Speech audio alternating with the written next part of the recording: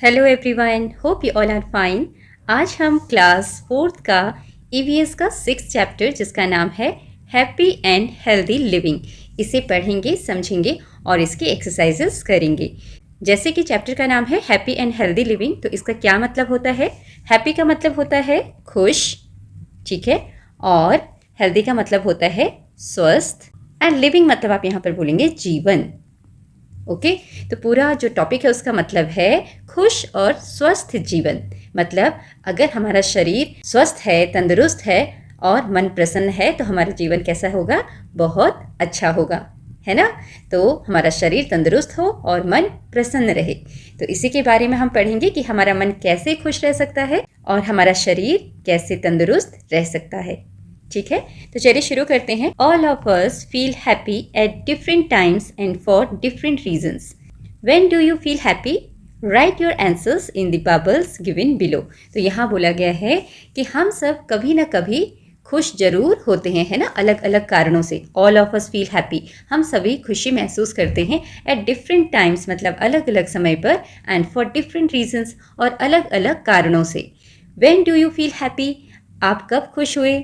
Right your answer in the bubbles given below. तो यहाँ पर बबल्स दिए हुए हैं, इसमें आपने लिखना है कि आप कब खुश हुए। तो when do I feel happy, मुझे कब खुशी मिलती है। व्हेन आई प्ले गेम्स, यहाँ पर बच्चा है वो बता रहा है उसे खुशी कब मिलती है, जब वो गेम्स खेलता है। और दूसरा यहाँ पर दिया है when I eat my favourite food, और जब मैं अपना पसंदीदा खाना खाता हूँ या पसंदीदा भोजन करता हूँ। उसके अलावा दो आपके लिए बबल छोड़ दिए हैं, इसमें आप लिख सकते हैं when I get a new toy or a gift, isn't it. So you can write here when I get a new toy, जब मुझे एक नया खिलौना मिलता है तब मुझे खुशी होती है। And also you can right when my parents praise me, जब मेरे मम्मी पापा मेरी तारीफ करते हैं। When my parents praise me, praise me मतलब मेरी तारीफ करते हैं, ठीक है। तो इसके अलावा और भी लिख सकते हो आप, जैसे कि when I go on a picnic, when I go on a trip, okay, and when I play with my friends, when my parents hug me, when I get a gift, है ना, जब गिफ्ट मिलता है तब भी बहुत खुशी होती है। तो इस तरीके से आप वो चीज़ें लिख सकते हैं जब आप खुशी महसूस करते हो, आपको बहुत खुशी होती है। We feel happy on various occasions such as when we are eating our favourite foods. We feel happy on various occasions मतलब हमें खुशी महसूस होती है अलग अलग अवसरों पर। ओकेजन्स मतलब यहाँ अवसर हैं, ठीक है, अलग अलग अवसरों पर हमें खुशी महसूस होती है। जैसे कि when we are eating our favourite food, जब हम अपना पसंदीदा भोजन कर रहे हों, पसंदीदा भोजन खा रहे हों, उस समय हमें खुशी महसूस होती है। We enjoy eating food items made from different grains, pulses, vegetables etcetera. हम जो खाना हम खाते हैं वो अलग अलग तरीके की चीज़ों से बना होता है, अलग अलग आइटम से बना होता है, जैसे कि ग्रेन्स अनाज, पल्सेस दालें, वेजिटेबल सब्जियां, और भी बहुत सारी चीज़ें जैसे कि सैलड, है ना। तो हमारे भोजन में, हमारे खाने में बहुत तरह की चीज़ें होती हैं और उनको खाते हुए हम बहुत इंजॉय करते हैं, हमें बहुत अच्छा लगता है। Activity 1, connect the food items shown below with the ingredients use to make them. अब यहाँ पर कुछ फूड आइटम्स दिए गए हैं इस तरफ और इस तरफ, ये खाने पीने की चीज़ें हैं, और यहाँ पर 8 जो हैं इंग्रेडिएंट्स दिए गए हैं। इंग्रेडिएंट्स मतलब जिससे कि वो भोजन बनता है, तो आपने मैच करना है कौन सी चीज़ किस चीज़ से बनी है, कौन सा भोजन किस इंग्रेडिएंट से बने हैं। ओके, तो ये फूड आइटम्स हैं, यहाँ भी फूड आइटम्स हैं और बीच में इंग्रेडिएंट्स हैं। तो यहाँ पर हमने कुछ चीज़ों के नाम लिख दिए हैं इनके पिक्चर्स के अकॉर्डिंग, जैसे कि ये पोहा लग रहा है, फिर पकोड़ा, फिर इडली, फिर समोसा, फिर इधर दाल, ये छोले, ये उपमा और चपाती। तो यहाँ पर हम मैच करने की कोशिश करते हैं कौन सी चीज़ किससे बनती है। जैसे कि यहाँ पर ये आलू है, ठीक है, आलू से हम समोसा बना सकते हैं, तो आप इसको समोसे से मैच कर दीजिए। उसके बाद है राइस, राइस से क्या बनती है, इडली, तो इसे हम यहाँ मैच कर देंगे। फिर यहाँ पर जो आपका मटर है इससे बनता है पोहा, तो आप इसे यहाँ मैच कर देंगे, ठीक है। चना, चने से क्या बनता है, पकौड़ा, चने के आटे से पकौड़ा बनता है, तो आप इसको यहाँ पर मैच कर देंगे, ठीक है। फिर है गेहूँ, ये है व्हीट, इससे क्या बनता है, चपाती, रोटी, इसे मैच कर देंगे। उसके बाद ये है हरी हरी दाल, और दाल कहाँ पर है, सबसे ऊपर, तो यहाँ पर इससे दाल मैच कर देंगे। अब क्या बचा, अब यहाँ पर हैं पीनट्स और राजमा। तो आप पीनट्स का इस्तेमाल कर सकते हो किसके लिए, आप पोहा बनाने में पीनट्स का इस्तेमाल कर सकते हैं, तो हम इसको पोहा में भी मैच कर सकते हैं। जो एक इंग्रेडिएंट है वो एक से ज़्यादा चीज़ों को बनाने के लिए भी इस्तेमाल की जा सकती है। और जो राजमा है, राजमा से भी दाल बन सकती है, ठीक है। और यहाँ पर जो चिकपी है आपकी, चिकपी से आपके छोले भी बन जाएंगे, ठीक है, चने से। तो इस तरीके से आप बता सकते हैं कौन सी चीज़ को मिला के क्या बनता है, किसके क्या इंग्रेडिएंट्स हैं। आगे है journey of the grains. Journey मतलब यात्रा या सफ़र, और किसका सफ़र, ग्रेन्स, अनाज का सफ़र। अनाज क्या होते हैं, जैसे कि चावल है, दालें हैं, ठीक है, गेहूँ है। तो ये सब चीज़ें जहाँ से उगती हैं, जैसे कि खेतों में उगती हैं, है ना, वहाँ से लेकर जब ये हमारे प्लेट तक पहुँचती है कुछ फूड आइटम के रूप में, तो इनका सफ़र कैसा होता है, इनके उगने से लेकर ये खाने वाले की प्लेट तक पहुँचकर कितना लंबा सफ़र तय करती हैं, उसके बारे में हम जानेंगे। It is interesting to know how each food item reaches us. ये जानना बहुत ही इंटरेस्टिंग है कि किस तरीके से जो फूड आइटम होता है, खाने की चीज़ें होती हैं, वो हम तक पहुंचती हैं। इंटरेस्टिंग का मतलब है दिलचस्प, जिसको जानने में आपको बहुत अच्छा लगेगा। इसमें हम जानेंगे कि जो ग्रेन्स हैं वो कितनी दूरी तय करके हम तक पहुंचते हैं। Let us look at the journey of rice और wheat grains which form a part of our diet. The following pictures show this journey. तो यहाँ पर हम किसके बारे में पढ़ेंगे, जर्नी ऑफ राइस, चावल या फिर गेहूँ के ग्रेन्स के बारे में, उनके अनाज के बारे में, ठीक है। तो या तो चावल या गेहूं के अनाज के बारे में हम पढ़ेंगे, उनके ग्रेन्स के दानों के बारे में पढ़ेंगे, जो कि हमारे फूड का एक बहुत ही महत्वपूर्ण हिस्सा है। हम सब जो भी खाते हैं ज़्यादातर उसमें गेहूं के आटे का इस्तेमाल होता है या चावल इस्तेमाल होता है। तो हम इन दोनों की जर्नी के बारे में पढ़ेंगे। तो यहाँ पर किसकी जर्नी दी है, जर्नी ऑफ द ग्रेन्स। कोई भी अनाज जैसे कि गेहूँ और चावल। तो सबसे पहले क्या हो रहा है पिक्चर में देखिए, यहाँ पर जो फार्मर है, जो ग्रेन्स ग्रो करता है, कौन होता है, वो किसान। इंग्लिश में हम उसको बोलते हैं फार्मर, ठीक है, किसान। तो किसान क्या करता है, सबसे पहले बीजों को धरती पर डालता है, थोड़े थोड़े बीजों पूरी धरती पर फैलाता है, फिर उसको पानी देता है, ठीक है, और उसको सनलाइट मिलती है, उसको एयर मिलती है, और ये सब मिलने की वजह से जो उसने ग्रेन्स डाले थे वो छोटे छोटे पौधे बनकर बाहर निकलने लगते हैं। उसके बाद क्या होता है, देखो थर्ड पिक्चर, फिर बारिश का पानी मिला, थोड़े समय बाद ये जो छोटे छोटे पौधे थे ऊपर में वो और बड़े बड़े हो गए बारिश के पानी से। उसके बाद उसमें क्या मिलाया गया खेतों में, मैन्योर। मैन्योर होता है खाद, ठीक है, जो कि गाय के कावडंग से बनती है, गांव के गोबर से बनती है, नेचुरल जो मैन्योर है, नेचुरल खाद। तो वो खेतों में डाला गया, और खेतों में डालने के बाद वहाँ पर खेतों में और क्या होते हैं जो कि प्लांट को ग्रो करने में हेल्प करते हैं। और उसके बाद बारी आती है अर्थवॉर्म्स की। ये है केंचुए, अर्थवॉर्म्स। तो खेतों में कई बार अर्थवॉर्म्स को भी छोड़ा जाता है जिससे कि वो मिट्टी को उपजाऊ बना दे। और अर्थवॉर्म तो मिट्टी में कई जगह पाए जाते हैं जो नेचुरली जो मिट्टी है उसको उपजाऊ कर देते हैं, ठीक है, फर्टाइल कर देते हैं।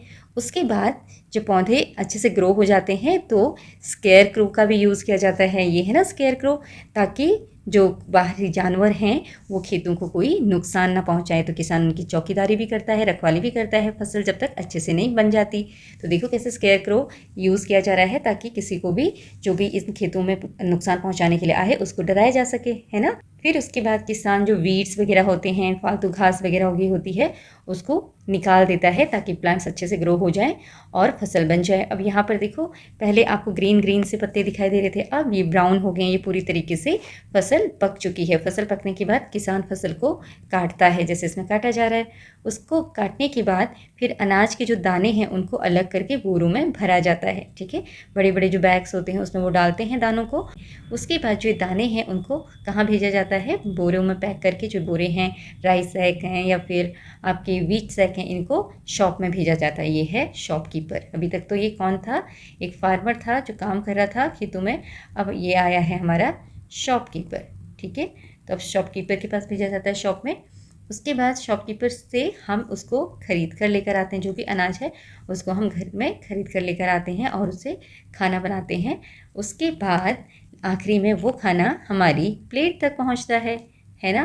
तो कितनी इंटरेस्टिंग जर्नी है ग्रेन्स की, इज़न्ट इट। आगे क्या होता है देखिए, the journey of the grain from the farm to our plate is long. यहाँ पर बताया गया है कि जो ग्रेन की यात्रा है फार्म से लेकर, फ्रॉम द फार्म मतलब खेत से लेकर हमारी प्लेट तक की ये बहुत लंबी यात्रा है।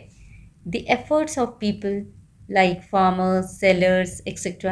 and animals make this journey possible for us. Water, soil and sunlight also play an important role in this process. इस जर्नी में, ग्रेन्स की इस जर्नी में बहुत सारे लोगों ने एफर्ट्स किए हैं, मेहनत की है, जैसे कि किसान हैं, सेलर्स हैं, उसको बेचने वाला, किसान उगाने वाला, etcetera. And animals make this journey possible.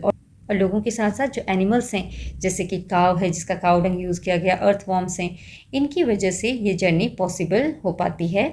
और water, soil and sunlight also play an important role in this process. और इस प्रोसेस में पानी, मिट्टी और सूर्य की रोशनी एक महत्वपूर्ण भूमिका निभाती है, क्योंकि प्लांट को ग्रो करने के लिए तो इन तीनों चीज़ों की ही ज़रूरत होती है। अगर ये तीनों चीज़ें नहीं होंगी तो प्लांट अच्छे से ग्रो नहीं करेगा। ठीक है, तो इसलिए बहुत इंपॉर्टेंट है। Observe the pictures and answer the following question. Picture को ऑब्जर्व कीजिए और इन क्वेश्चंस के आंसर दीजिए। Put a tick on the elements that assist a grain in its journey. तो इसमें से उन चीज़ों के नीचे टिक लगाना है जिसने ग्रेन की जर्नी में उसकी हेल्प की थी। तो सॉइल ने हेल्प की, येस। स्टोन, नो, पत्थरों ने कोई हेल्प नहीं की। एयर ने, येस। वुड की कोई हेल्प हुई, no. Water, yes. Tiger, no. Farmer, yes. Earthworm, yes. Hills, पहाड़, नो। फायर, आग, no. Insect, no. Bat, no. तो इस तरीके से आप इसको मार्क करेंगे। अब यहाँ पर एक क्वेश्चन है, पहला question, what is the role of farmers in this process. इस प्रोसेस में जो किसान होते हैं उनकी क्या भूमिका है। रोल मतलब उनकी क्या भूमिका है, वो क्या करते हैं। जो बीज होते हैं खेतों में, जो हम अनाज के बीज डालते हैं, वहाँ बीज डालने से लेकर उसका खाने के रूप में हमारी प्लेट तक पहुंचने में जो सफ़र होता है ग्रेन्स का, उसमें फार्मर्स की, किसान की क्या भूमिका है। तो सबसे बड़ी भूमिका, सबसे बड़ा रोल तो किसान का ही है। तो हमें उसके बारे में लिखना है कि किसान क्या क्या करता है। If farmer grows grains in the field, एक जो किसान होता है वो खेत में ग्रेन्स को उगाता है, अनाज को उगाता है। वाटर द प्लांट्स, प्लांट्स को पानी डालता है। लुक आफ्टर द क्रॉप, और फसल को, उस फसल की देखभाल करता है। When the crop is ready, और जब फसल रेडी हो जाती है, पककर तैयार हो जाती है, he harvest it and send the grains to the market. वो उसको हार्वेस्ट करता है और जो अनाज के दाने होते हैं उनको बाजार में भेज देता है। हार्वेस्ट करना मतलब जब फसल पूरी होने पर उसको काट लेना, उसको बोलते हैं हार्वेस्ट करना। फिर मार्केट से पहुंचने के बाद क्या होता है, from there the grains reach to our homes and plates. Market पहुंचने के बाद वो जो अनाज है हमारे घरों में आता है, उसके बाद हमारे खाने के रूप में हमारी प्लेट्स में आता है। तो इस तरीके से किसान का बहुत बड़ा योगदान होता है इस प्रोसेस में। ठीक है, उसका बहुत बड़ा रोल होता है। नेक्स्ट है second question, list out the missing elements in the table above. Okay, यहाँ पर टेबल दी है, इसमें से जो चीज़ें मिसिंग हैं उसको आपने लिखना है। तो अब यहाँ पे इस टेबल को देख के हमें उन एलिमेंट्स का नाम लिखना है जो कि इस प्रोसेस में हेल्प करते हैं सीड्स की ग्रो करके हमारे प्लेट्स तक पहुँचने में, जो कि इसमें इंक्लूड नहीं है। जैसे कि सॉइल तो है, एयर भी है, सनलाइट नहीं है, तो और क्या हो सकता है, सनलाइट। ठीक है, सीड्स भी गायब है इसमें, मेन तो सीड्स ही हैं। ओके, देन मैन्योर, खाद जो होती है वो ज़रूरी है। देन अर्थवॉर्म्स होते हैं जो मिट्टी को सॉफ्ट बनाते हैं, उपजाऊ बनाते हैं।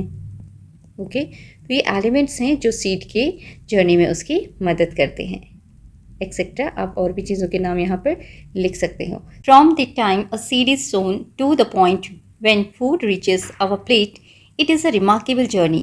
Can you list the roles of the different elements involve in this journey.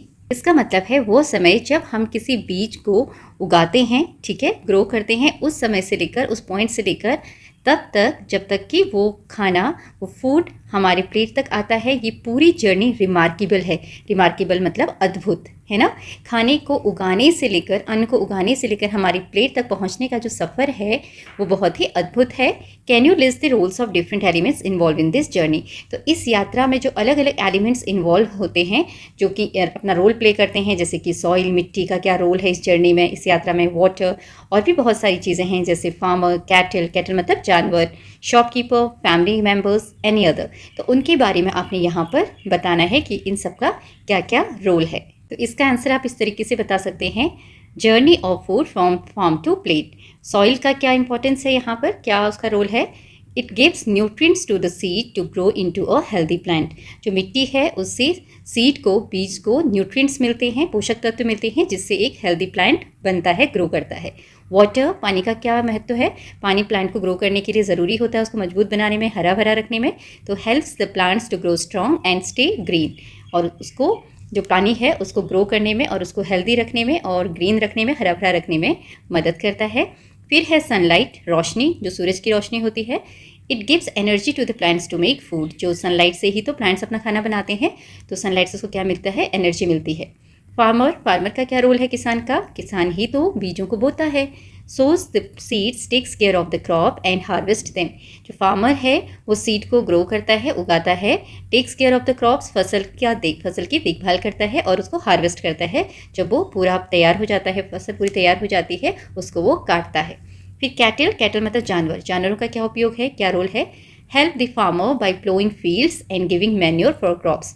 जो एनिमल्स होते हैं वो खेत को प्लो करने के भी काम आते हैं। प्लोइंग मतलब हल जोतना, हल लगाना, ठीक है। गाँव में जो खेत हैं उनमें हल लगाया जाता है, और जो उनका काउडंग होता है या जो डंग्स होते हैं, गोबर होती है एनिमल्स की, उससे मैन्योर बनता है, खाद बनता है, ठीक है, नेचुरल मैन्योर, जो कि क्रॉप्स के लिए बहुत ज़रूरी है।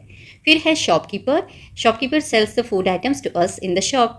जो सारा अनाज है वो शॉप में आता है और शॉपकीपर वो हमें अनाज जो हमें चाहिए वो हमें बेचता है, उन फूड आइटम्स को, जो कि हम बाज़ार से फिर लेकर आते हैं। फैमिली मेम्बर्स का क्या रोल है? Buy the food, cook it and serve it with love. जो हमारे फैमिली मेम्बर्स होते हैं वो उस खाने को क्या करते हैं? खरीद कर लेकर आते हैं, उस चीज़ को जिससे खाना बनता है उसको कुक करते हैं, पकाते हैं, and serve it to with love.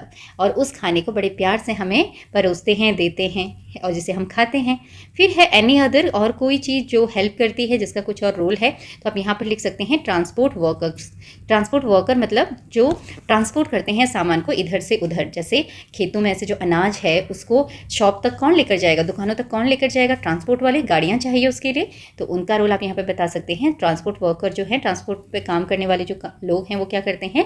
They carry the grains and vegetables from the farm to the market, ठीक है। वो खेत से जो ग्रेन्स होते हैं या कोई और वेजिटेबल्स भी होती है उसको मार्केट तक लेकर आते हैं। तो इस तरीके से आप इन सब का रोल यहाँ पर बता सकते हैं। Now here is activity 3। अब ये थर्ड एक्टिविटी है, थैंक यू एवरीवन, हर किसी को धन्यवाद, ठीक है। Whom would you like to thank for the food you eat? आप किसको धन्यवाद कहना चाहोगे उस खाने के लिए जिसे आप खाते हो? आप जो खाना खाते हो उसके लिए आप किसी ना किसी को तो थैंक यू बोलना चाहोगे, क्योंकि वो खाना उन्होंने आप तक पहुंचाया है। तो आप किसको थैंक यू बोलोगे? Please write your answer in the following space. तो आपने यहाँ पर उन लोगों को थैंक यू बोलना है जो आपके लिए खाना लेकर आते हैं, ठीक है, जिनकी वजह से आप खाना खा पाते हो। तो यहाँ पर आप उन सब का नाम लिख सकते हैं जिन्होंने खाने को, उस अनाज को खेत से लेकर आप तक पहुंचाने में मदद की है, जिनने कुछ रोल निभाया है। तो जैसे हमने सबसे पहले किसके बारे में पढ़ा था? फार्मर के बारे में। तो आप यहाँ पर लिख सकते हैं फार्मर, ठीक है। सॉइल, मिट्टी जिसमें कि सीड उगा। उसके बाद सन को, जिसने सनलाइट दी। उसके बाद आप रेन को बोल सकते हो, बारिश, जिसने पानी दिया। उसके बाद आप कैटल्स को बोल सकते हो, जानवरों को, है ना, काऊ को, कोई भी जानवर, उनकी जो काउडंग होते हैं या उससे मैन्योर बनता है। उसके बाद आप कुक को भी बोल सकते हो, जो खाना पकाते हैं, शॉपकीपर या transport workers. You can write here transport workers, जो ट्रांसपोर्ट करते हैं, ठीक है। उसके बाद आप शॉपकीपर को थैंक यू बोल सकते हैं। शॉपकीपर, दुकानदार, जहाँ से हम सामान खरीद कर लाते हैं, अनाज खरीद कर लाते हैं। और फिर आप अपनी फैमिली मेम्बर्स को बोल सकते हो जो आपको खाना बना के देते हैं, अपने पेरेंट्स को, ठीक है, मदर को, जो भी घर में खाना बनाते हैं। ओके, तो like this you can write your answer here. Next is when we remember all the contributors with love and gratitude, we feel the importance of each grain and we enjoy the taste. इसका मतलब है जब हम एक contributor को, contributor मतलब जिसने योगदान दिया है, योगदान देने वाला, जिसने इस खाने को हम तक पहुंचाने में अपना कंट्रीब्यूशन दिया है, जब हम उनको याद करते हैं प्यार से और ग्रेटिट्यूड फील करते हैं उनके प्रति, मतलब धन्यवाद की भावना हमारे अंदर होती है उनके लिए, उस समय हम क्या फील करते हैं? We feel the importance of each grain. हमें जो अनाज है, अन्न है, उसके हर एक दाने की इम्पोर्टेंस पता चलती है, महत्व पता चलता है। And we enjoy the taste, और तब हम खाना खाते हुए उसके टेस्ट को इन्जॉय करते हैं, हमें बहुत अच्छा लगता है। जब आप खाना खाते समय ये याद करोगे कि जिसने ये खाना उगाया, जिसने इसे हम तक पहुंचाया है, किन किन लोगों ने इसमें अपना योगदान दिया, तो आपको महसूस होगा कि इस खाने को आपकी प्लेट तक पहुंचाने में कितने लोगों की मेहनत है। तो आप उस खाने को वेस्ट नहीं करोगे, उसका इम्पोर्टेंस समझोगे और उसे इंजॉय करोगे, बहुत मन से खाओगे। तो खाना खाते समय हमेशा आप ये याद रखिए कि जो भोजन आपकी प्लेट में है वो फील्ड से लेके, फार्म से लेके आप तक पहुंचाने में बहुत लोगों की उसमें मेहनत है। तो उनको रिस्पेक्ट करते हुए उस खाने को एंजॉय कीजिए, उसे वेस्ट मत कीजिए। ओके, आगे है डू यू नो, क्या आप जानते हैं, इन इंडिया, भारत में, we have different cultural practices and festivals where we show gratitude to the mother nature for the food we eat. These includes Makar Sankranti, Akshaya Tritiya, Raja Utsav, Onam, Lohri and other festivals. तो यहाँ पर बोला गया है, क्या आपको पता है कि हमारे देश भारत में बहुत सारे सांस्कृतिक रीति रिवाज हैं। कल्चरल प्रैक्टिसेस मतलब जो हमारे रीति रिवाज हैं, जो पुरानी संस्कृति से चले आ रहे हैं, सदियों से चले आ रहे हैं, जो कि एंड फेस्टिवल्स, और कुछ त्यौहार हैं where we show gratitude to the mother nature, जहाँ पर हम मदर नेचर के प्रति, इस प्रकृति के प्रति अपना धन्यवाद शो करते हैं, उनको थैंक यू बोलते हैं, उनके प्रति कृतज्ञता दिखाते हैं, हम थैंकफुल हैं उनको ये बताते हैं। For the food we eat, किस लिए, वो जो खाना हम खाते हैं उसके लिए, क्योंकि जो खाना हम खाते हैं वो हमें इसी नेचर से मिला है, इसी प्रकृति से मिला है। तो हम इसके लिए इस प्रकृति को, इस नेचर को धन्यवाद कहते हैं और अपना प्यार जताते हैं धन्यवाद कहकर। These includes Makar Sankranti, Akshaya Tritiya, Raja Utsav, Onam, Lohri and other festival. तो ऐसे कौन से फेस्टिवल्स हैं जिसमें हम अपना ग्रैटिट्यूड शो करते हैं मदर नेचर के प्रति?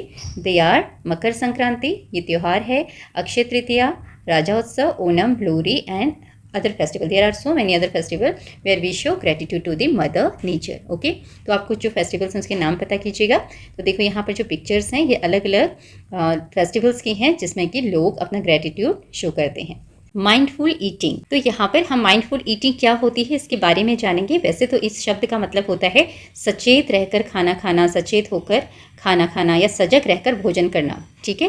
लेकिन अब इसमें क्या क्या होता है देखिए। One day the teacher asked her students to sit in a circle. एक दिन टीचर ने अपने सभी विद्यार्थियों को बोला कि एक सर्कल बनाकर बैठ जाओ। She asked them to close their eyes, तब और उन्हें उनकी आंखों को बंद करने के लिए बोला। Thereafter she placed one peanut each on their palms. Okay, उसके बाद जो टीचर हैं उन्होंने हर एक बच्चे के हाथ में हथेली पर एक पीनट रखा, ठीक है, मूंगफली का दाना रखा। पीनट मतलब होता है मूंगफली। Every student felt the object on their palm, हर एक बच्चे ने उस चीज़ को, जो कि एक पीनट था, उसको अपने हथेली पर महसूस किया। और few students immediately recognise the seed and knew it was a peanut, और कुछ बच्चों ने जल्दी ही पता लगा लिया, वो पहचान गए कि ये जो बीज है उनके हाथ में वो पीनट है, ठीक है। देखो यहाँ सर्कल में बैठे हुए हैं बच्चे और सब ऑब्जर्व कर रहे हैं कि उनके हाथ में क्या है। उसके बाद क्या होता है, with your eyes still closed the students attentively followed the teachers instruction, और अभी भी उनकी आंखें बंद थी बच्चों की, और टीचर जो इंस्ट्रक्शन दे रही थी उसको वो सुन रहे थे ध्यान से, ठीक है। अटेंशन के साथ उन्हें अपनी टीचर का इंस्ट्रक्शंस को सुना। टीचर ने क्या बोला, पहला है put the food item in your mouth slowly, धीरे धीरे उस फूड आइटम को अपने मुंह में रखो। Then use your tongue and mouth to feel the surface of the food, उसके बाद अपनी जीभ से और अपने मुंह से क्या करना है, उस जो चीज़ है, फूड है, उसका जो सरफेस है, सतह है, उसको फील करना है, महसूस करना है कि वो कैसा है। फिर gently chew it with your teeth, धीरे धीरे उसे अपने दांतों से चबाना है। Fourth, feel the flavour and taste using your tongue, nose and other senses, उसके बाद उस चीज़ का जो फ्लेवर है, उसका जो टेस्ट है, टेस्ट एंड फ्लेवर सेम, तो उसके बाद उस चीज़ का जो फ्लेवर और टेस्ट है उसको महसूस करना है, वो कैसा टेस्ट है, उसका कैसा स्वाद आ रहा है। अपनी जीभ के द्वारा, नोज़ के द्वारा स्मेल भी आती है, स्मेल से भी आपको पता लगा सकते हैं, बाकी सेंसेस से भी आपको पता करना है, और अपनी आंखें बंद रखनी है अभी भी। Then remember the taste as you continue to chew, और उस टेस्ट को याद रखने की कोशिश करना है। आप उसको चबा रहे हैं और चबाते हुए आपने उस चीज़ की जो टेस्ट है उसको याद रखना है। बिफोर स्वेलोइंग, उसको निगलने से पहले, स्वेलो करना मतलब निगलना, उसको बिफोर मतलब पहले, उसको निगलने से पहले remember the texture of the food, उस फूड का जो टेक्सचर है वो आपने याद रखना है कि कैसा है, वो खुरदरा है, चिकना है, सॉफ्ट है ना, तो उसको बोलते हैं टेक्सचर, तो याद रखना है। उसके बाद क्या है, फिर उसके बेसिस पर कुछ क्वेश्चंस आपको यहाँ पूछे गए हैं। पहला क्वेश्चन है, what role does your tongue play in this process, इस प्रोसेस में आपकी जीभ का क्या रोल था, क्या रोल निभाया आपकी जीभ ने। ओके, तो यहाँ पर इस क्वेश्चन का आंसर आप इस तरीके से लिख सकते हैं, the tongue helps to taste the food, moves it while chewing, identify the flavor and texture of the food and helps to swallow it slowly। जो जीभ होती है, टंग होती है, वो जो फूड आइटम उसको टेस्ट करने में हेल्प करती है। moves it while chewing, जब उसको चबाया जाता है तो उसको मूव करने में, आगे मूव करने में हेल्प करती है। identify the flavor and the texture, उस खाने का जो फ्लेवर है और जो टेक्सचर है उसको पहचानने में मदद करती है। and helps to swallow it slowly, और धीरे धीरे उसको निकलने में हेल्प करती है। तो इस तरीके से आप जो जीभ है उसका रोल यहाँ पर बताएंगे। तो अगला क्वेश्चन है कि आपके दांत फूड के साथ क्या करते हैं, मतलब दांतों का क्या काम होता है फूड को खाते समय, तो वो आपने यहाँ पर बताना है। तो यहाँ पर इसका आंसर आप ऐसे लिख सकते हैं, Our teeth help to bite and chew the food into small pieces। जो हमारे दांत होते हैं वो खाने को बाइट करने में, काटने में और च्यू करके, चबाकर उनको छोटे छोटे टुकड़ों में बदलने में हेल्प करते हैं, ठीक है। और उससे क्या होता है, this makes the food soft, इसकी वजह से खाना सॉफ्ट हो जाता है, and easy to swallow and digest, और वह आसानी से निगला जा सकता है और डाइजेस्ट हो जाता है। तो इस तरीके से आप टीथ का रोल यहाँ पर बताएंगे। Then the next question is, what happens to the food inside your mouth during this process? तो यहाँ पर बोला है इस प्रोसेस के समय आपके मुंह के अंदर खाने का क्या होता है। तो थर्ड क्वेश्चन का आंसर आप ऐसे लिख सकते हैं, inside our mouth the teeth chew the food into smaller pieces. हमारे मुंह के अंदर जो दांत हैं वो खाने को, फूड को च्यू करके, चबाकर छोटे टुकड़ों में बदल देते हैं, ठीक है। The tongue helps to mix the food with the saliva, और जो जीभ है वो फूड को, खाने को सलाइवा के साथ मिक्स करने में मदद करती है। सलाइवा मतलब जो लार होती है मुंह के अंदर, to make it soft for easy digestion. और वो उससे क्या होता है, जब फूड सलाइवा के साथ मिक्स हो जाता है तो वो सॉफ्ट हो जाता है और ईजिली स्वेलो करके डाइजेस्ट हो जाता है। स्वेलो करने में भी आसानी होती है और डाइजेस्ट भी आसानी से हो जाता है। तो इस तरीके से आप इस क्वेश्चन का आंसर यहाँ पर बताएंगे। अब यहाँ पर आपका जो माइंडफुल ईटिंग है उसका मतलब बताया है, तो उसको ध्यान से देखिए। Mindful eating is about paying attention to what we eat and how we feel while eating. Mindful eating का मतलब क्या होता है कि हम इस बात पर ध्यान दें, व्हाट वी ईट, कि हम क्या खा रहे हैं, and how we feel while eating, और जब हम खाना खा रहे हैं, उस चीज़ को खा रहे हैं, उस समय हमें कैसा महसूस हो रहा है, हमें कैसी फीलिंग आ रही है। तो ये सब इसके बारे में है।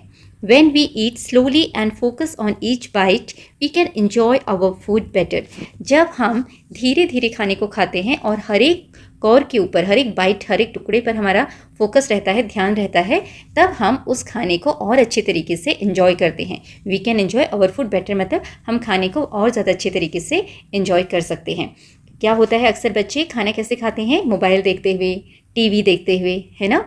तब जब आप इस तरीके से खाना खाते हो कि आपका ध्यान खाने पर न रहकर टीवी पर होता है, मोबाइल पर होता है, तो आप खाने को एंजॉय नहीं करते हो, क्योंकि आपको पता ही नहीं कि आप क्या खा रहे हो, उसका स्वाद कैसा है, क्योंकि आपका ध्यान तो सारा दूसरी चीज़ों पर है, दूसरी गैजेट्स पर है।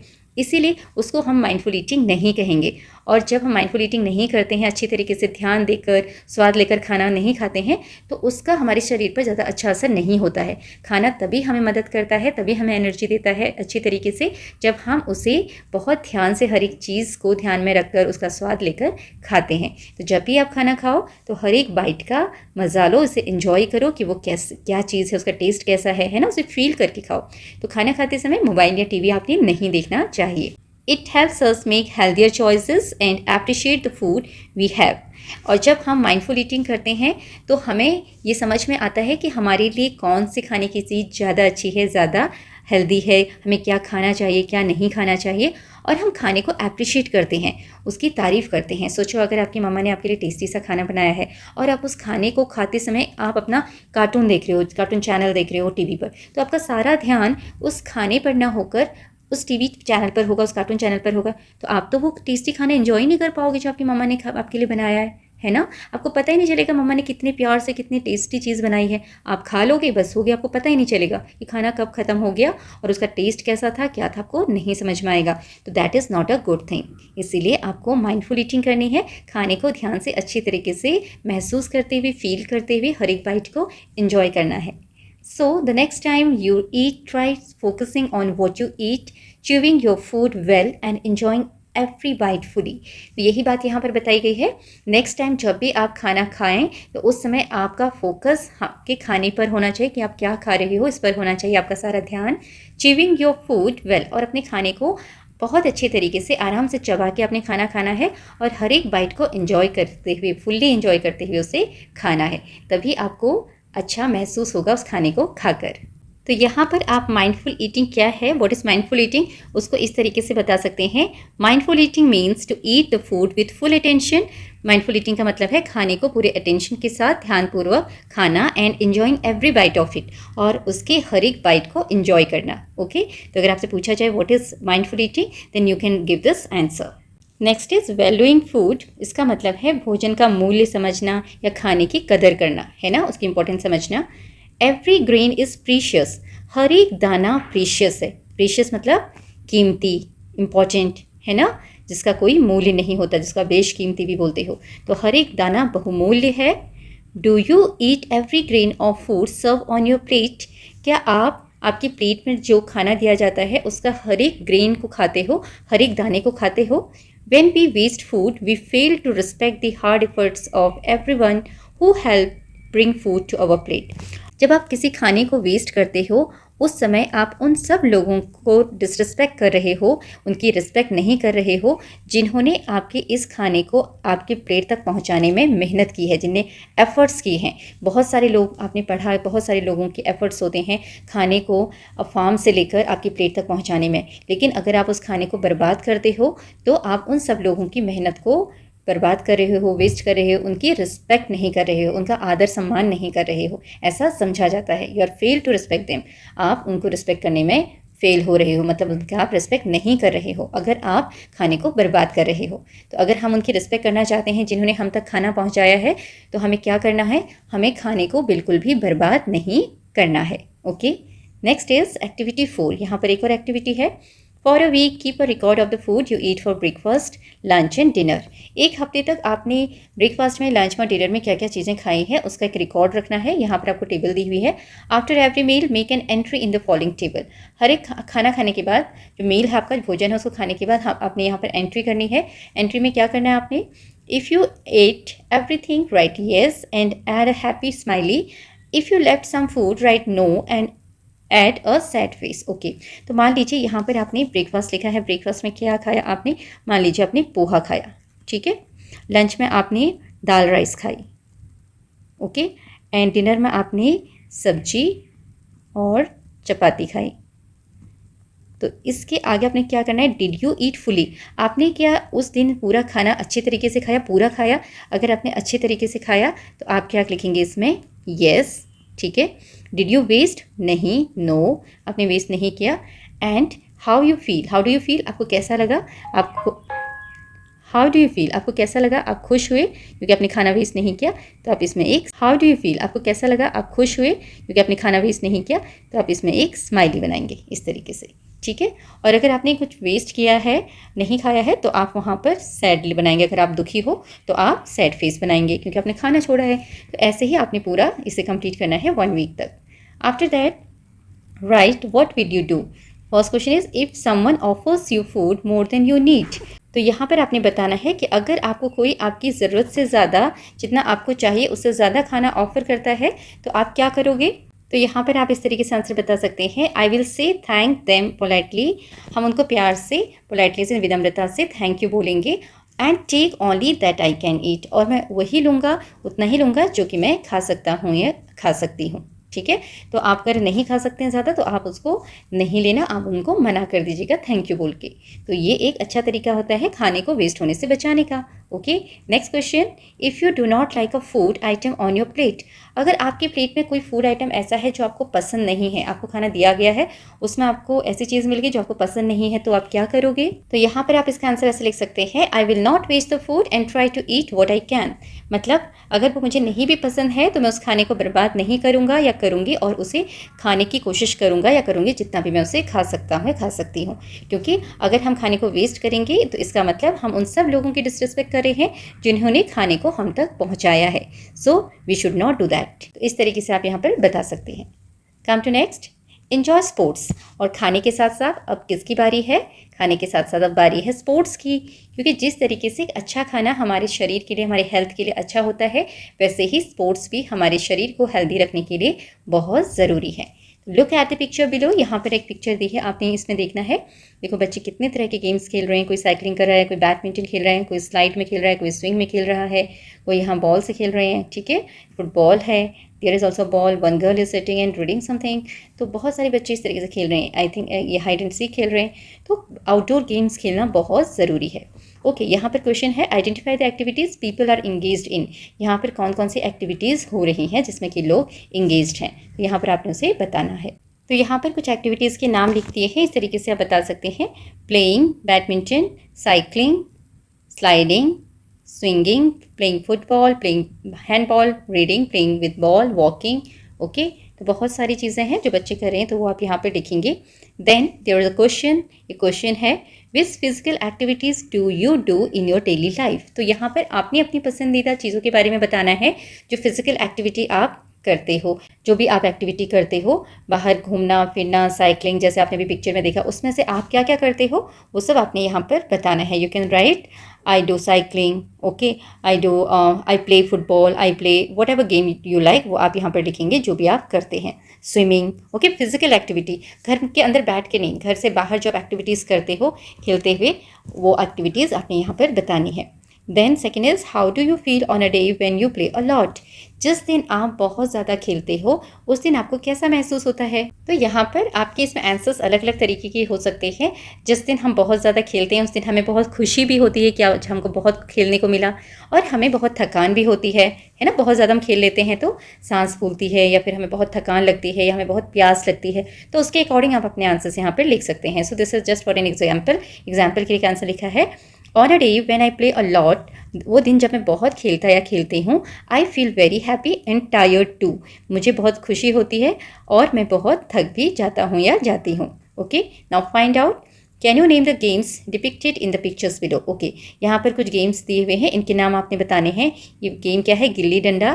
तो ये दूसरे गेम का नाम है, इसको हम सितौलिया भी बोलते हैं, सितौलिया, और इसे लगोरी भी बोलते हैं ना, लगोरी, LAGORI। ओके, और ये गिल्ली डंडा लिख लीजिए यहाँ पर, गिल्ली डंडा। फिर है, इसको आप लंदन ब्रिज भी बोलते हैं, लंदन ब्रिज। ओके, और ये है हॉपस्कॉच, हॉपस्कॉच, और इसको आप स्टेपू भी बोलते हो, स्टेपू। ओके, तो इस तरीके से आप इन खेलों का नाम लिखेंगे। आगे है with your teachers guidance practice the easy yoga poses given below for a week and record your observations.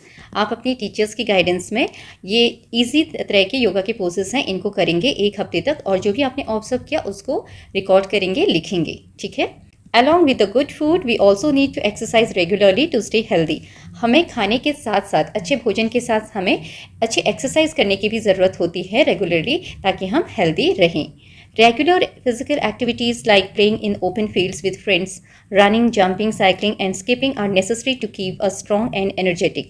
और ये जो सारी एक्टिविटीज़ के नाम बताए हैं, फिजिकल एक्टिविटीज़ जो हम करते हैं, जैसे कि ओपन फील्ड्स में खेलना, मैदान में खेलना दोस्तों के साथ, रनिंग, दौड़ लगाना, जंप करना, कूदना, साइकिलिंग करना, स्किपिंग करना, इससे हमारा शरीर मजबूत होता है और हम एनर्जेटिक फील करते हैं, हमारे अंदर स्फूर्ति रहती है। Similarly, other physical activities like yoga improves our posture and keep us healthy and active.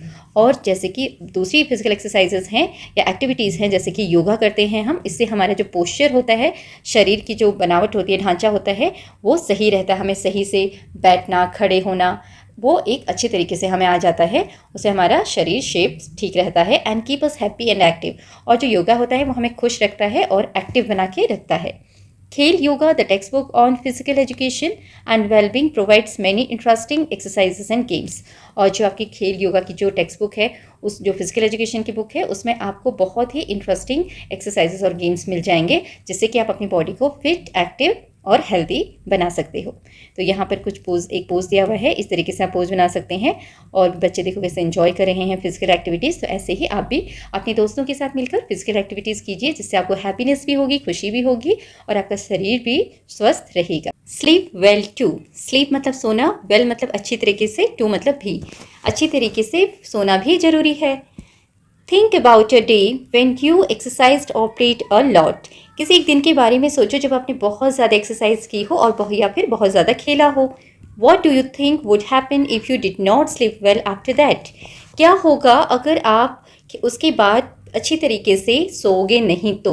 आपने बताना है कि अगर किसी दिन आपने बहुत ज़्यादा खेला है या फिर आपने बहुत ज़्यादा एक्सरसाइज की है और आपने अच्छी तरीके से आराम नहीं किया, आप नींद नहीं ली, तो क्या होगा? तो इसका आंसर आप इस तरीके से लिख सकते हैं, if we do not sleep well after a lot of exercise और playing we will feel tired, हम थका हुआ महसूस करेंगे, एंड वीक, हमें कमज़ोरी भी महसूस होगी अगर हम अच्छी तरीके से नींद नहीं लेंगे। We may feel sleepy and can not play or learn properly the next day, और हमें नींद भी आएगी, हम ऐसा लगेगा कि हमें सोया सोया सा महसूस होगा कि हमें सोने का मन करेगा, और अगले दिन ना तो हम ठीक से खेल पाएंगे और ना ही कुछ लर्न कर पाएंगे, पढ़ पाएंगे। तो you can right the answer like this. इसमें आपके अपने थॉट्स भी हो सकते हैं, वो भी आप यहाँ पर लिख सकते हैं। यहाँ पर एक एक्टिविटी आपको करने के लिए दी है, activity 6, fill in the table given below. यहाँ पर डे है, डे यस्टरडे मतलब जो चला गया दिन, डे बिफोर यस्टरडे उससे पहले एक दिन, यस्टरडे से पहले वाला दिन, प्रायर टू इट और उससे एक दिन पहले, ठीक है। यस्टरडे कल, कल से पहले और उससे एक दिन पहले, तो उन दिनों का रिकॉर्ड करना आपने। व्हेन डिड यू स्लीप, आप कितने बजे सोए। When did you get up, आप कितने बजे जागे। ड्यूरेशन ऑफ स्लीप, कितने घंटे सोए। How you felt during the day, तो आपने उस दिन कैसा महसूस किया। यहाँ पर लिखा हुआ है ए में फेल्ट फ्रेश, बी में लेजी एंड सी में स्लीपी। तो आपको कैसा महसूस हुआ, इन तीनों में से छाट कर ABC आपने लिखना है। एक का मतलब है फेल्ट फ्रेश, आपने फ्रेश महसूस किया सोने के बाद जब आप उठे, उसके बाद या फिर लेजी महसूस किया और या फिर स्लीपी महसूस किया ड्यूरिंग द डे, दिन के समय, ठीक है। तो ये सब आपने टेबल में फिल करना है। Now come to next. तो यहाँ पर डिस्कशन के लिए है, एक पहला क्वेश्चन है, why do you think our body needs rest. आपको क्या लगता है कि हमारे शरीर को रेस्ट की ज़रूरत क्यों होती है। तो आप इस तरीके से आंसर लिख सकते हैं, our body needs rest so that it become healthy and strong. Rest help our muscles and brain to recover and gives us energy to play and learn. Without rest we feel tired and weak. मतलब rest हमारे लिए ज़रूरी है, हमारे शरीर के लिए ज़रूरी है, ताकि हमारा जो शरीर है वो हेल्दी रहे और स्ट्रॉन्ग रहे। रेस्ट करने से हमारे मसल्स को और ब्रेन्स को रिकवर होने में मदद मिलती है, हमें फिर से एनर्जी महसूस होती है जब हम रेस्ट करते हैं, ताकि और उससे हम खेल पाते हैं या कुछ सीख पाते हैं, ठीक है।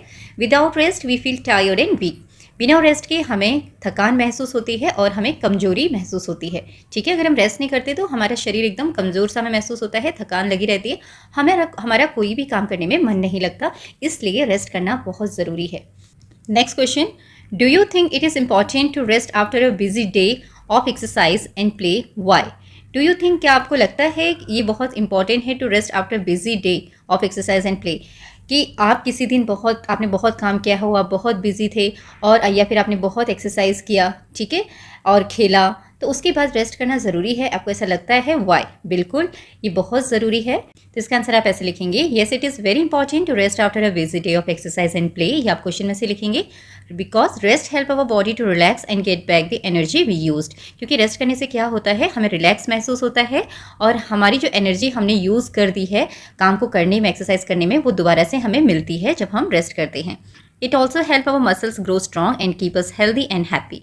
और रेस्ट करने से हमारे मसल्स भी स्ट्रॉन्ग होते हैं और ये हमें क्या करते हैं, हैप्पी फील कराते हैं। रेस्ट करने से हमें हैप्पी फील होता है और हेल्दी हम रहते हैं। तो you can write your answer like this. आगे है, our body requires sufficient sleep every day. हमारे शरीर को हर दिन एक सफिशिएंट अमाउंट ऑफ स्लीप की ज़रूरत होती है, मतलब एक लगभग सही मात्रा की हमें नींद की ज़रूरत है। और good sleep takes away our tiredness and makes us feel fresh. अगर हम अच्छे से नींद लेते हैं तो उससे हमारी जो टायर्डनेस होती है, जो थकावट होती है, वो दूर हो जाती है और हमें फ्रेश महसूस होता है, तरोताज़ा हम महसूस करते हैं। When we do not get enough sleep it becomes difficult for us to focus on our work और प्ले। और जब हम अच्छी नींद नहीं लेते, जितनी नींद की हमें ज़रूरत है उतनी नींद हम नहीं लेते, तो हमारे लिए किसी भी काम में या खेलने में फ़ोकस करना बहुत मुश्किल हो जाता है, हम उस काम को ध्यान लगाकर नहीं कर सकते। वी फील टायर्ड, हमें थका थका महसूस करते हैं। स्लीपी, सोया सोया महसूस करते हैं, नींद आती है। इरिटेबल मतलब चिड़चिड़े हो जाते हैं। Therefore, getting enough sleep is just as important as eating healthy and exercising. इसीलिए enough sleep लेना, मतलब जितनी ज़रूरत है उतनी नींद लेना उतना ही ज़रूरी है जितना कि हेल्दी खाना खाना और एक्सरसाइज करना, ठीक है। तो इसीलिए हमें अच्छे खाने के साथ साथ, एक्सरसाइज करने के साथ साथ अच्छे से हमें सोना भी चाहिए। तो इससे हमारी जो टायर्डनेस है, थकावट है, वो दूर हो जाएगी और हमें फ्रेश महसूस होगा और हम अपने काम को अच्छे से कर पाएंगे। नेक्स्ट इज फीलिंग सेफ, सुरक्षित महसूस करना। फीलिंग मतलब महसूस करना, सेफ मतलब सुरक्षित, okay. We have already discuss different ways for staying healthy and happy. हमने हैप्पी और हेल्दी रहने के अलग अलग तरीके अभी इसमें डिस्कस किए हैं। However there may be times when someone feels unhappy, unsafe और अनकंफर्टेबल। लेकिन कभी कभी ऐसा होता है कि हम अनहैप्पी महसूस करते हैं, असुरक्षित महसूस करते हैं। अनसेफ मतलब असुरक्षित, अनहैप्पी मतलब उदास महसूस करते हैं, अनकंफर्टेबल कि हमें अच्छा नहीं लगता कोई चीज़, ठीक है, कंफर्टेबल हम फील नहीं करते। तो यहाँ पर एक एक्टिविटी है, देखिए, look at the pictures of different situations given below. यहाँ पर अलग अलग सिचुएशन दी हैं। Put a tick for the situation where the child would feel comfortable and put a cross for the situation where the child would feel uncomfortable. तो यहाँ पर 4 pictures में आपको टिक करना है उन सिचुएशन को जहाँ पर बच्चे को कंफर्टेबल फील हो रहा होगा, और जहाँ पर नहीं हो रहा होगा वहाँ पर क्रॉस करना है। तो ये आप पिक्चर देख सकते हैं। तो यहाँ पर एक ही बड़ा बच्चा है, ये छोटे बच्चे को परेशान कर रहा है ना, उसकी शॉर्ट से वो खींच रहा है, तो ये अनकंफर्टेबल फील करेगा, तो इसको हम क्रॉस करेंगे। तो यहाँ पर आप इसकी फेस से भी देख सकते हैं। यहाँ पर ये इनकी मदर हो सकती हैं जो उनको पढ़ा रही हैं या कुछ पूछ रही हैं, तो यहाँ पर बच्चा कंफर्टेबल फील करेगा। ओके, यहाँ पर जो बच्चा है डॉक्टर के पास गया हुआ है, मम्मी उसको डॉक्टर के पास लेके गई हैं, डॉक्टर उसका पेट चेक कर रहा है, तो यहाँ पर ये कंफर्टेबल फील करेगा। यहाँ पर ये बच्ची है जिसको कोई स्ट्रेंजर पीछे से पकड़ रहा है, तो यहाँ पर डेफिनेटली ये अनकंफर्टेबल फील करेगी, है ना। तो इस तरीके से आप इसे करेंगे। तो अगर ऐसी कोई सिचुएशन होती है जहाँ पर आप भी अनकंफर्टेबल फील करते हो किसी भी एक्टिविटी की वजह से, you have to tell your parents. आपने अपने पेरेंट्स को बताना है, या जिस पर आप भरोसा करते हो, घर में आपके टीचर हैं, स्कूल में, तो उनको बताना है अगर आपके साथ ऐसा कुछ होता है। It is important to know the difference between safe touch and unsafe touch. आपको ये पता होना चाहिए कि सेफ टच क्या है, अनसेफ टच क्या है। A safe touch is like a comforting hug from your mother or another family member that makes you feel happy and comfortable. Comfortable touch वो होता है, सेफ टच वो होता है जिसमें आपको कंफर्टेबल लगे। आप जैसे कि आपके घर में अपनी मम्मा आपको प्यार से टच करती हैं, या कोई दूसरे फैमिली मेम्बर टच करते हैं, जिससे आपको हैप्पीनेस फील होती है, बुरा नहीं लगता, आपको खुशी होती है, आपको कंफर्टेबल फील होता है, वो आपका सेफ टच है। लेकिन An unsafe touch is one that makes you feel uneasy, scared, confused और uncomfortable. लेकिन ऐसा टच किसी पर्सन का जो आपको अनईजी लगे, स्केयर, जिससे आपको डर लगे, मतलब वो टच जो आपको अच्छा ना लगे, आपको बुरा महसूस हो किसी के टच करने से, है ना, आपको समझ नहीं आए कि ये ऐसा क्यों कर रहे हैं, तो कंफ्यूज हो आप, तो आप उस टच को कैसे लोगे, that is unsafe touch. And whether it is from someone you know और इज स्ट्रेंजर। अगर कोई अनसेफ टच आपको करता है, चाहे आप उसको जानते हो या फिर ना जानते हो, या कोई अजनबी हो, तो आपने अपने पेरेंट्स को, अपने घर में जो भी बड़े हैं जिस पर आप भरोसा करते हो उसको, या फिर स्कूल में जो आपके टीचर्स हैं जिन पर आपको भरोसा है, आप उनको ज़रूर बताइएगा, ठीक है। तो आपको पता होना चाहिए सेफ टच क्या है और अनसेफ टच क्या है। सेफ टच जहाँ पर किसी के टच करने से आपको बुरा नहीं लगता, आपको हैप्पीनेस फील होती है, ठीक है, आपको किसी से डर नहीं लगता, जैसे कि आपकी मम्मा आपको हग करती हैं, पापा आपको प्यार करते हैं, वैसे ही घर के और भी फैमिली मेम्बर्स आपको प्यार कर सकते हैं जिनके साथ आपको अच्छा लगता है, that is your safe touch. लेकिन अगर कोई अजनबी आपको टच करता है और आपको समझ नहीं आता कि वैसा क्यों कर रहा है, आपको वो टच अच्छा नहीं लग रहा, आपको बुरा फील हो रहा है, आपको डर लग रहा है, that is unsafe touch. Okay, हो सकता है घर में या किसी नोन को भी जिसको आप जानते हो वो भी इस तरीके का टच करे, तब भी आपने अपने पेरेंट्स को बताना है अगर आपको वो चीज़ पसंद नहीं है, आपको बुरा लग रहा है, आपको डर लग रहा है तो। Okay, now come to next. Right, what would you do if someone touch made you feel uncomfortable? Okay, same question यहाँ पे पूछा है कि आप क्या करोगे अगर किसी का टच आपको अनकंफर्टेबल फील करवा रहा हो, आपको असुविधा हो रही है, आपको अच्छा नहीं लग रहा, तो आप क्या करोगे ये आपने यहाँ पर बताना है। तो आप इस तरीके से आंसर लिखेंगे, if someone touch made me feel uncomfortable I will say no. मैं नो कहूँगा या कहूँगी उसको, ठीक, जो भी हमें अनकंफर्टेबल फील करवा रहा होगा हम उसको नो कहेंगे। And I will tell a trusted adult like my parents और टीचर, और मैं अपनी किसी ट्रस्टेड एडल्ट को, जो बड़े हैं जिन पर मुझे भरोसा है, उनको ये बात बताऊँगा या बताऊँगी, जैसे कि मेरे पेरेंट्स और टीचर। नेक्स्ट क्वेश्चन है, if you face an unsafe situation who would you tell? अगर आप कोई अनसेफ सिचुएशन फेस करते हो, कोई अनसेफ सिचुएशन होती है, तो आप किसको बताएंगे? तो you can tell to your parents and और योर टीचर। तो इस तरीके से आप यहाँ पर आंसर लिख सकते हैं, I will tell my parents and teacher. Next is list two situation where you would formally say no. 2 ऐसे सिचुएशन बताइए जहाँ आपने फॉर्मली मतलब स्ट्रांगली आपने नो बोलना है। अगर आपके साथ कोई गलत करता है तो कोई भी 2 सिचुएशन बताइए जब आपने नो बोलना है। ओके, तो यहाँ पर 2 सिचुएशन बताए हैं। इस तरीके से आप और भी सिचुएशंस लिख सकते हैं जहाँ पर हमने स्ट्रांगली नो बोलना है। पहली चीज़, when someone touches me in a way that feels uncomfortable. अगर कोई हमें इस तरीके से टच करता है कि हमें अनकंफर्टेबल लगता है, उस समय हमने उसको नो बोलना है। Okay, and when some stranger asks me to go somewhere alone. और कभी हमें कोई स्ट्रेंजर अजनबी हमें बोलता है कहीं अकेले चलने के लिए, तो उस समय भी हमें नो बोलना है। तो इस तरीके से आप इसका आंसर देंगे। आप और भी सिचुएशंस यहाँ पर बता सकते हैं। आगे है, if you ever feel unsafe speak up. Remember, if anyone ever makes you feel uncomfortable, it is okay to say no and tell a trusted adult like your teacher or your parents. तो यहाँ पर वही बात आपको बोली गई है, अगर कभी आपको अनसेफ फील हुआ है तो उसके बारे में आपने बोलना है, आपने चुप नहीं रहना है। याद रखिए, if any one ever makes you feel uncomfortable, अगर कभी भी किसी ने आपको अनकंफर्टेबल महसूस करवाया है, आपको अनकंफर्टेबल किया है, कोई बात नहीं, यू हैव टू से नो, अपने स्ट्रांगली नो बोलना है। और आपके जो ट्रस्टेड पर्सन है, जिन पर आप भरोसा करते हो, एडल्ट्स हैं बड़े, जैसे कि आपकी टीचर एंड योर पेरेंट्स, उनको डेफिनेटली ये बात बतानी है। ओके, चुप नहीं रहना है। You do not have to feel uncomfortable और गिल्टी। आपको ऐसा नहीं सोचना है कि मैं अगर किसी को ये बात बताऊंगा या बताऊंगी तो क्या होगा, मेरे बारे में क्या सोचेंगे। आपने ऐसी फीलिंग नहीं रखनी है, आपने डरना घबराना नहीं। आपके साथ ऐसी हरकत किसी ने कभी की है तो आपने डेफिनेटली उसके बारे में अपने पेरेंट्स को या फिर अपने टीचर्स को ज़रूर बताना है। ठीक है। Now, for happy and healthy living, eating right at the right time in the right way is necessary. हमें खुश रहने के लिए और हेल्दी रहने के लिए सही चीज़ खाना, सही समय पर खाना और सही तरीके से खाना, राइट वे मतलब सही तरीके से खाना बहुत ज़रूरी है, नेसेसरी है।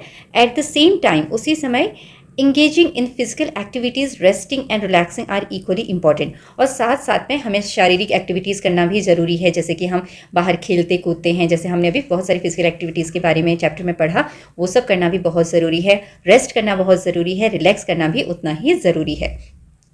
If we take care of our body and mind, we can stay happy, healthy and joyful. और अगर हम अपने शरीर का और अपने दिमाग का ध्यान रखेंगे, उनकी देखभाल करेंगे, अच्छे से ध्यान रखेंगे, तो हम हैप्पी रहेंगे, हेल्दी रहेंगे, स्वस्थ रहेंगे एंड जॉयफुल रहेंगे और हमेशा एकदम खुश रहेंगे। ठीक है। तो यहाँ पर है लेट अस रिफ्लेक्ट। अब इसमें कुछ क्वेश्चंस हैं। In the following, if the following are missing, what would happen to a food grain. Okay, अगर ये सारी चीज़ें मिस हो जाएं तो फूड ग्रेन्स का क्या होगा। मिट्टी, जैसे यहाँ सॉइल ना हो, वाटर ना हो, सनलाइट ना हो, तो इनका क्या होगा। एनिमल्स में कैटल ना हो, अर्थवॉर्म ना हो, तो क्या होगा। पीपल में फार्मर ना हो, शॉपकीपर ना हो, कुक ना हो, तो क्या होगा। ये सब बातें आपने यहाँ पर बतानी है। तो यहाँ पर कुछ एग्जाम्पल्स लिख दिए हैं, इस तरीके से आप लिख सकते हैं। सॉइल, अगर सॉइल नहीं होगा तो seed would not grow, seed नहीं ग्रो करेंगे। वाटर नहीं होगा तो plant would dry up, plant सूख जाएगा। अगर सनलाइट नहीं होगी तो क्या होगा, plant would not make food, plant अपना खाना नहीं बना पाएंगे। कैटल मतलब एनिमल्स, जानवर जो होते हैं, तो वो अगर कैटल नहीं होगा तो plant would not gate natural manure, जो प्राकृतिक खाद है वो उनको नहीं मिलेगी प्लांट्स को। अर्थवॉर्म नहीं होंगे तो soil would not stay loose and fertile for plant growth. जो अर्थवॉर्म है मिट्टी को वो लूज बनाते हैं, फर्टाइल बनाते हैं। अगर अर्थवॉर्म नहीं होंगे तो मिट्टी लूज और फर्टाइल नहीं रहेगी। एंड पीपल, जैसे कि फार्मर नहीं होगा तो नो वन वुड ग्रो और टेक केयर ऑफ प्लांट्स, ना तो कोई प्लांट उगाएगा और ना ही उनकी कोई देखभाल करेगा अगर फार्मर ही नहीं होगा तो, क्योंकि फार्मर यही काम करते हैं ना। फिर shopkeeper, we would not be able to buy food grains, अगर दुकानदार ही नहीं होंगे तो हम जो अनाज है, ग्रेन्स हैं, वो नहीं खरीद पाएंगे। एंड कुक, अगर पकाने वाला नहीं होगा तो we would not have tasty cooked and food to eat, और अगर पकाने वाला नहीं होगा तो हमें टेस्टी पका हुआ खाना खाने के लिए नहीं मिलेगा। तो ये चीज़ आप यहाँ पर बता सकते हैं। Next is design your own favorite plate of balanced diet with the food items you like. Remember, we should not waste food. यहाँ पर आपने अपना ये एक्टिविटी करनी है और आपने अपना एक फूड प्लेट बनाना है जो कि बैलेंस डाइट हो, ठीक है, जिसमें सारा इंपॉर्टेंट चीज़ें जो कि हमें बैलेंस डाइट में चाहिए, हर तरह की न्यूट्रिशियस चीज़ें वो इसमें बनानी है। जैसे कि ब्रेकफास्ट में आप क्या क्या खाओगे, लंच में क्या क्या खाओगे, डिनर में क्या क्या खाओगे, और आपने इस तरीके से बनाना है कि कोई चीज़ आपने वेस्ट नहीं करनी है, ज़रूरत से ज़्यादा नहीं लेना है। तो ये एक्टिविटी आप अपने अकॉर्डिंग कीजिएगा। आपको जो जो चीज़ें पसंद हैं उन चीज़ों के नाम यहाँ पर आप लिखेंगे। ठीक है। Next is which activities did you enjoy during your mindful eating. जब आपने अपनी माइंडफुल ईटिंग की तो आपने कौन कौन सी एक्टिविटीज़ एंजॉय की, वहाँ पर इन एक्टिविटीज़ का नाम आपने लिखना है, आंसर बताना है। During mindful eating I enjoy looking at the food, chewing it and testing it's yummy flavour. मतलब खाना खाते समय, माइंडफुल ईटिंग करते समय मैंने उसको देखना, एंजॉय किया, जो भी खाना था उसको देख के मुझे अच्छा लगा, उसको च्यू करना अच्छा लगा और उसको टेस्ट करना अच्छा लगा, और जो उसका फ्लेवर था वो टेस्ट करना मुझे बहुत अच्छा लगा, जो उसका स्वाद था। ठीक है। तो इस तरीके से आपको जो जो अच्छा लगा माइंडफुल ईटिंग के समय वो आप यहाँ पर बताएंगे। अगला क्वेश्चन है how can you keep your body strong. आप अपनी बॉडी को कैसे स्ट्रॉन्ग रख सकते हैं। Write down the names of the exercises and games you would practice. तो यहाँ पर एक्सरसाइजेज के नाम लिखने हैं जो जो आप करेंगे, और गेम्स के नाम बताने हैं जो आप करेंगे अपनी बॉडी को स्ट्रॉन्ग रखने के लिए। तो यहाँ पर आप एक्सरसाइजेस में योगा लिख सकते हैं, स्किपिंग लिख सकते हैं, जो आपकी रोप स्किपिंग होती है, पुशअप्स लिख सकते हैं, जॉगिंग, रनिंग, ठीक है, एक्सेट्रा। गेम्स में आप फुटबॉल, बास्केटबॉल, खो खो, जिसमें आप रन करते हैं, क्रिकेट, तो इससे आपकी मसल्स जो हैं वो स्ट्रॉन्ग बनते हैं। Now next question, which habits would you practice daily, indicate your plans. आप कौन कौन से हैबिट्स यहाँ पर प्रैक्टिस करोगे उसके बारे में बताना है। तो यहाँ पर कुछ एक्टिविटी लिखी हुई है, आपको बताना है कि आप उनको कैसे प्लान अप करोगे। जैसे कि वेकअप अर्ली, तो आप वेकअप अर्ली है तो कितने बजे उठोगे सुबह, वेकअप एट 6 AM या वेकअप एट 5:30 AM, जितने बजे भी आप उठोगे वो आप यहाँ पर लिखेंगे। देन योगा एंड एक्सरसाइज, कौन से योगा एक्सरसाइज करोगे। Eat a balance diet on time, क्या क्या आप बैलेंस डाइट खाओगे, अपने फूड में क्या क्या इंक्लूड करोगे। एक्सरसाइज एंड प्ले, उसके बाद क्या आप गेम खेलोगे, ठीक है। उसके बाद lace use of TV and mobile, उसके लिए आप क्या करोगे, टीवी मोबाइल कितने समय देखोगे। रीड अ बुक, बुक कितनी देर पढ़ोगे।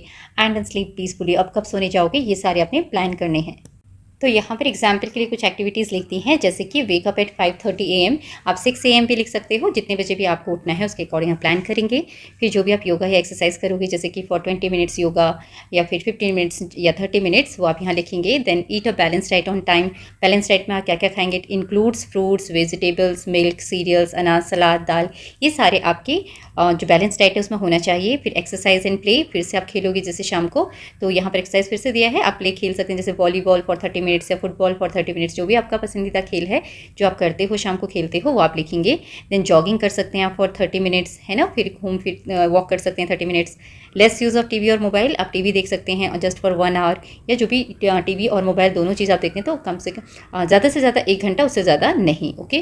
देन रीड अ बुक, अपनी पसंद की कोई भी स्टोरी बुक आप रीड कर सकते हैं, अपनी चॉइस की कोई भी book. Then go to bed at 9:30, और 9:30 पर आप सोने चले जाए, बिकॉज यू आर किड्स, तो आपको जल्दी सोना चाहिए, ओके। तो इस तरीके से आप अपना पूरा प्लान बना सकते हैं। तो यहाँ पर आपका इंटरेस्टिंग सा चैप्टर कंप्लीट होता है। आई होप इसमें जो भी बातें आपको बताई गई, समझाई गई हैं, सभी आपको अच्छी तरीके से समझ में आई होंगी। Thank you for watching.